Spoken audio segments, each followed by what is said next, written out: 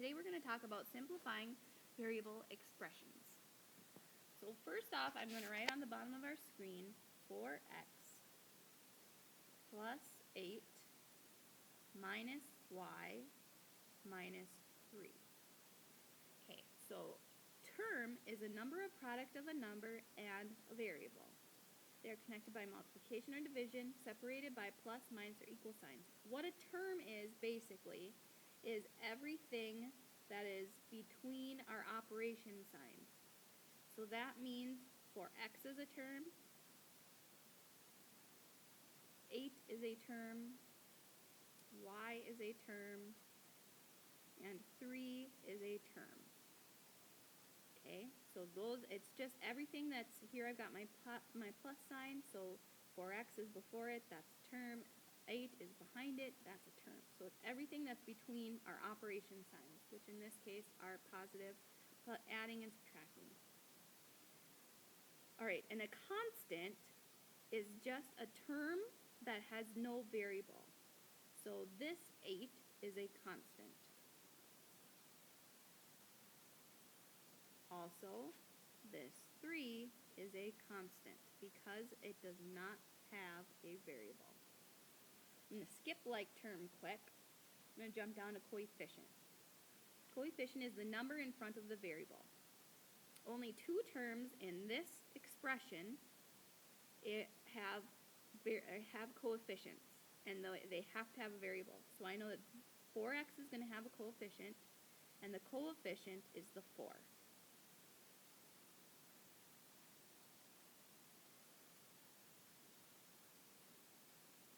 The coefficient in 4x is the 4. Then y also has a coefficient, which is kind of tricky because you don't see one in front of the y. But the reason why we don't see it is because really in front of the y there is a 1. So the coefficient of y is 1.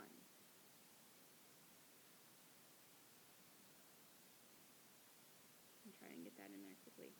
Coefficient.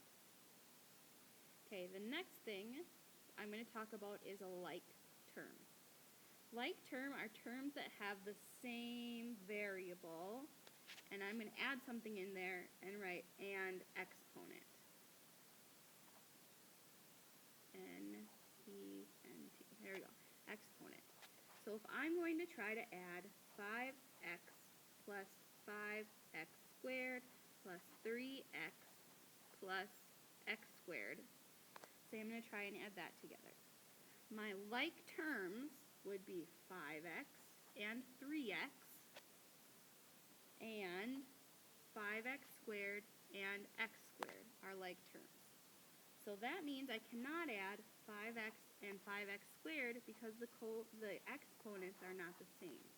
So if I were to add these together, I would add 5x plus 3x, and I would get 8x. And then if I were going to add 5x squared and x squared, I would be adding 5. Remember, there's a 1 in front of the x, so I would be adding 5 plus 1, and I would get plus 6x squared. Okay, I can only add like terms, which means they have the same variable, and if they have the same variable, then they also need to have the same exponents, which x and x both have the same exponent of 1. Adding and subtracting, which I just talked about up here, now I'm looking down here, adding and subtracting can only be done with like terms. Okay, and again, the like terms means the same variable and exponent. You need to keep the variable. So when I'm adding 5x plus 3x, I keep x the same. I don't add the exponents. I don't do anything with the x's, it's just there. If I'm adding 5x plus 3x, it would be 8x. I'm only adding the coefficients. Yes, so add and subtract coefficients, keep the variable. All right, let's move to the next page where we can do some examples. Here's our first example. My reminder to you, remember order of operations. That's our dear old friend. Please excuse my dear Aunt Sally. Remember to use that. All right, so first I see 3x and 2x. They both have an x, the same variable. They both have the same exponent, so I know I can add them together. 3x plus 2x would give me 5x minus 8. Now my question would be, can I add, or in this case subtract, 5x and 8? I cannot, because this has, 5x has a variable, 8x does not have a variable.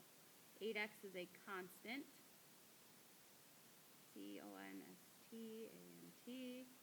and this is not a constant, so we cannot add them together or subtract them.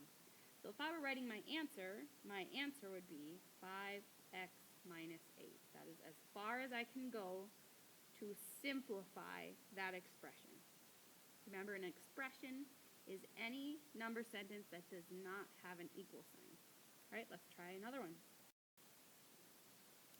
All right, now this one gets a little more tricky. Again, it's kind of like the example I showed. I have an x squared, and I have an x and an x. So I have to make sure I'm not adding the x squareds to the x's because they are not like terms. So first I'm just going to start with the biggest one. I'm going to add 3x squared and 5x squared. 3 plus 5 is 8. Then I have to bring down my x squared. Plus 4x, I'm going to bring down the rest of my sentence, my expression, so that I can add them together. Now I'm going to add 4x plus x. Remember, it's not there, but really this x has a 1 in front of it. So if you're confused on what to add, just write that 1 in there. But it should not ever be written in your answer. So 4x plus 1x is 5x. Bring down my 8x squared. Now you're going to be tempted to add these together, but I can't because this one is squared, this one is just a 1, so they are not like terms. We're going to write that in there. Not like terms. Okay, so we cannot add those together, so this is our answer. 8x squared plus 5x. There's nothing else we can do to this. That is done. All right, so for our third example, I'm looking at this. I see two variables next to each other, but I also notice that those variables are exactly the same, AB and AB. Can I add them? Yes, I can. So I'm going to do 4 minus, remember there's a 1AB in front of there, so 4 minus 1 is 3AB, and I'm going to add my 7 into that expression, and this is my answer. Something I do want to talk about, if the expression had been 4AB minus BA plus 7, I still could have added them, because really BA could be written as B times A, but remember we're not going to use that multiplication sign anymore.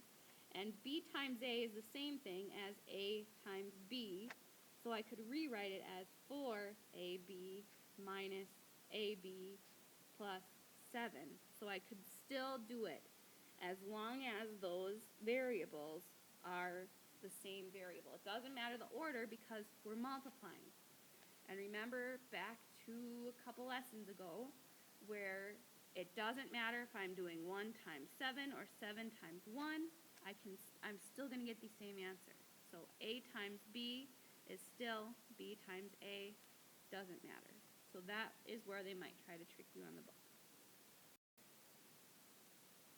Okay, now we have our friend, the distributive property, coming back. So what I'm going to do first is I'm going to distribute this 2 to the 4 and distribute the 2 to the negative 3x. So I'm going to go 2 times 4 minus 2 times 3x minus a negative 3 plus 2x. So I had to distribute my 2 to both of those terms. Now I can reduce those a little bit. 2 times 4 is 8 minus 2 times 3 is 6x. Don't forget your variable. minus a minus really is plus a 3. Then we're going to add 2x after it's all done. And now I can combine my like terms. My like terms are this negative 6x. The reason why you guys always said, why do we have to do plus and negative is exactly right here. Because if you treat this as a positive 6, you're going to get the wrong answer because it is a negative 6. Okay, so now I have a negative 6x and a positive 2x. So if I have a negative 6 and a positive 2, they're opposite signs, so I'm going to subtract them. 6 minus 2 is 4. The 6 is a bigger number, and it is negative, so my answer is going to be a negative 4. So I can write down negative 4x plus 3 plus 8. I still have more like terms that I can combine. I can combine the 8 and the 3. They are both positive numbers. So 8 plus 3 is 11. So my answer is a negative 4x plus 11. I cannot combine 4x and 11 because they do not have like terms. They do not have the same variable with the same exponent. So I know I am done.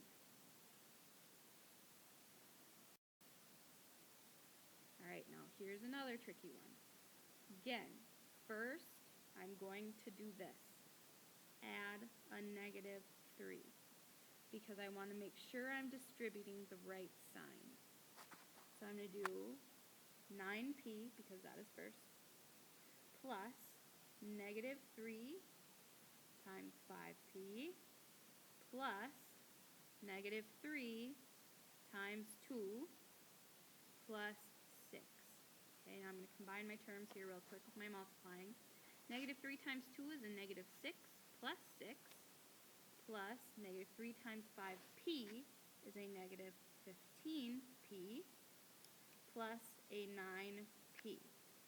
Again, you guys, please do not forget this step.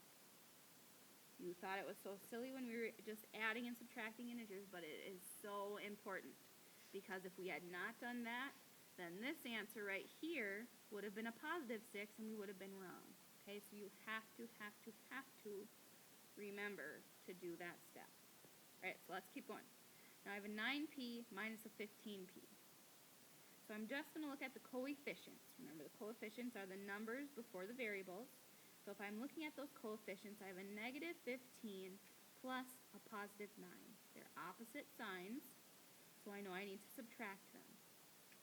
So over to the side over here, I'm going to do 15 minus 9. I am left with a 6.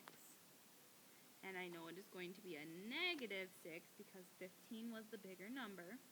So I'm going to have a negative 6p plus a negative 6 plus a 6. I can combine these two like terms here. A negative 6 and a positive 6, they're opposite, so I'm going to subtract them. 6 minus 6 is 0, so I'm left with 0 there.